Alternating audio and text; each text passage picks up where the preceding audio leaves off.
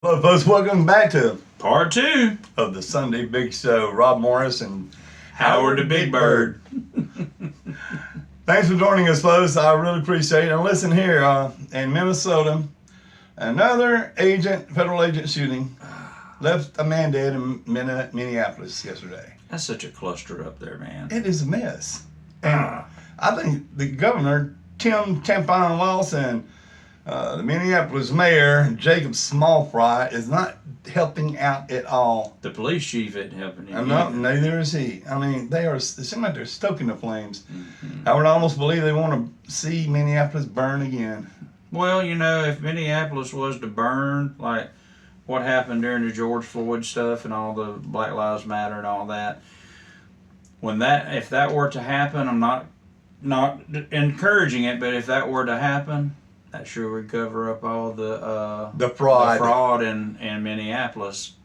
And I believe that's why they're wanting it to burn, to hide the fraud. That's why they want all the agents out. They're trying to cause chaos and take away from the attention needs to be had on the fraud. That's right. And if it happens, I'm not going to say I called it, but hey. I wouldn't be surprised if it happens. And speaking of the George Floyd riots, this fellow that did get shot and killed. Yes, he was a part of that. He was a part of that. We found out doing a little research. He was heavily active in being an active protester. And all the burning down of Minneapolis before. And so we see these protesters all the time. Mm-hmm. They got their signs. They flipping off the police and cussing them out. And I mean, it's okay, First Amendment to protest. Yeah. First Amendment, peaceful protest. You do not show up at a peaceful protest with tensions running high. All these federal agents out there trying to make arrests, and as they're making an arrest, he tries to stop them, and he's got a 9mm gun. Mm-hmm.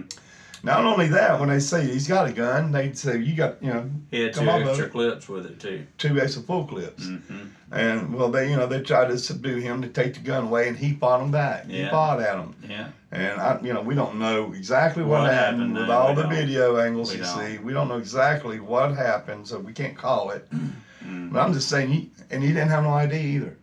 Really? He didn't have any ID on him. Oh, imagine that. It sounded like an assassin. Yeah, well, it sounded like it was planned.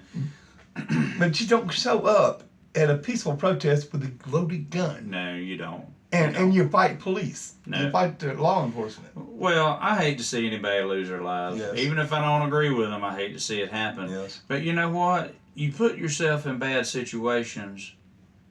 You take that chance. I mean, what did he expect to happen? I don't know. I really don't.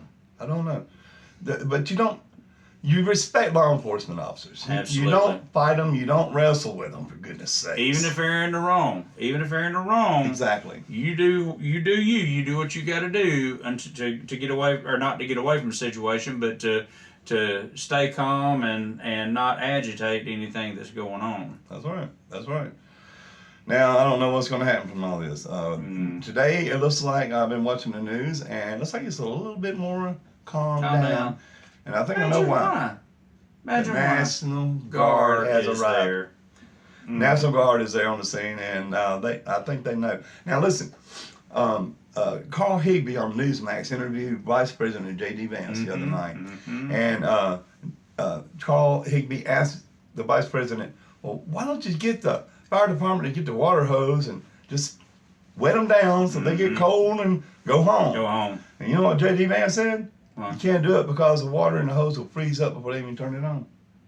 Oh, that's a good point. I said, whoa, I didn't think about that at all. But now, I'm going to tell you something, Howard. I know, I was in the Army, National Guard, and I know about some of the things over the years about what they got because they keep up with all the defenses and the equipment they have. Now, they have this one machine that will send out a microwave signal to a crowd, and it'll make them feel so bad that they'll disperse. Yep. And I believe the National Guard might have some of those kind of assets to control the crowds if they get unruly. You mean kind of like what happened down in Venezuela? I don't think they're going to use a discombobulator because... discombobulator, that's for laugh every time. That's what President Trump called it. It's a hell of a weapon. I mean, he's right. I mean, it discombobulates everything. Well, I mean, those those fellas down in Venezuela, those Cuban soldiers and all, they said they were bleeding from the nose and mouth. And you know, they could not function, could not do anything but lay down. And as I said, it causes water, the liquid fluid around your brain to boil. Oh, really? Yeah. So I mean, I'm not sure. I'm not sure it's a non-lethal weapon. In other words. So, yeah, I mean. But the microwave thing, yeah, it just sends out that microwave signal, and they feel hot and nauseated, and they leave. Well, you know, if we have that, just imagine what the other countries have. I don't think they got near what we got. I don't think so either, but I don't know. Well, besides that, you know, the mayor, Jacob Smallfry, Governor Walz still wants all the federal agents out, and I hope that President Trump does not cave in on these clowns. No, you know, he would lose a lot of support if he did. I think that they need to do the raids and looking for these people and arresting these illegal aliens, criminal aliens, at nighttime, where in the daytime they're not being seen by the crowds and the whistleblowing and all that. Well, most of the time they're probably not out in the daytime a lot because they're trying to stay hidden.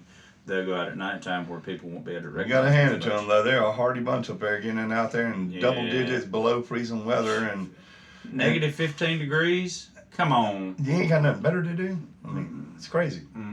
Now, coming up soon, folks. Of course, we've got some elections going on. The sheriff from Mobile County. Yep. Hoping to get incumbent Sheriff Paul Birch in the studio soon, maybe this week if I can get in touch with him and set it up.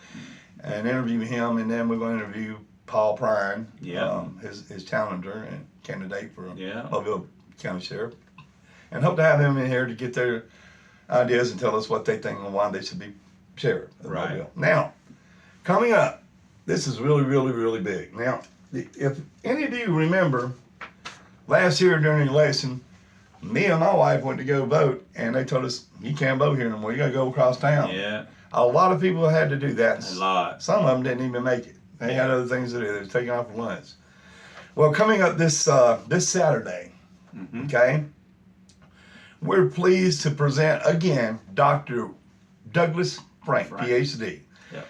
Now, if you don't know about this man, he knows everything about election fraud. He's a nice guy, cool dude, man. He's got a lot of information. Really nice fella. Now, the meeting's going to be this Saturday, January 31st. 10:30 a.m. at the Spring Baptist Church at 335 Elijah Jordan Road, North Mobile. Okay. Hill Spring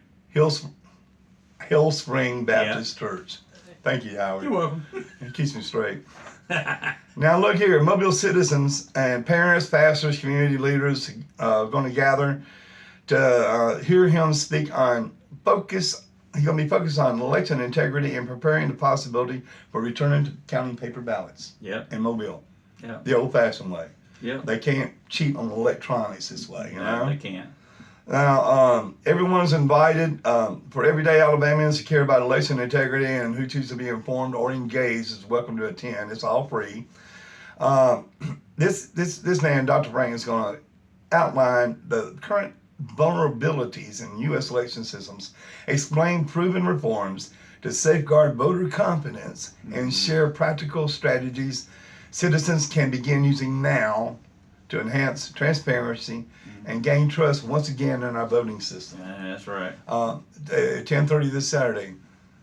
If Howard's going to be out of town, I will be there, and I'm going to be recording the thing. I'm probably the only media present. Yeah. Which I think all the local TV stations should be there, but I'm not sure. They didn't show up last time.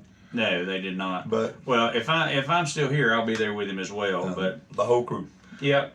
So that's just Saturday, folks, at 10:30. Yeah. So and you know, it doesn't matter what side of the aisle you're on. You ought to want to have fair elections. Whether you're a Democrat or a Republican. Democrat or Republican. We don't care about or independent. Or independent. Doesn't matter. We don't care about your political affiliation. If you want fair elections again, let's go back to the old-fashioned way and hand count these ballots. Yeah, I'm down with it. Paper ballots, like we need to do. Yeah, that's right. Sound like a good idea to me. Does me. All right, well, that's going to wrap it up for this Sunday for us, folks. Yeah. Y'all stay warm this week. Don't forget the 3 Ps, pipes, plants, and the pets. Bring them in. Bring the babies in. Keep your water dripping so your pipes don't freeze. Yeah. Stay warm, and we'll thaw out by next week, and we'll hit this thing again. if he's in town. Don't go steal all the toilet paper either. Leave some for me. Yeah, me too. All right, folks, thanks for joining us. I'm Rob Morris with Howard Big Bird. Later. Sonny Big Son. That's right. Thank you so much for joining us. And give us a star if you find them. That's right. If you find them, let us know where they're at. Have a wonderful weekend, y'all. Wonderful weekend.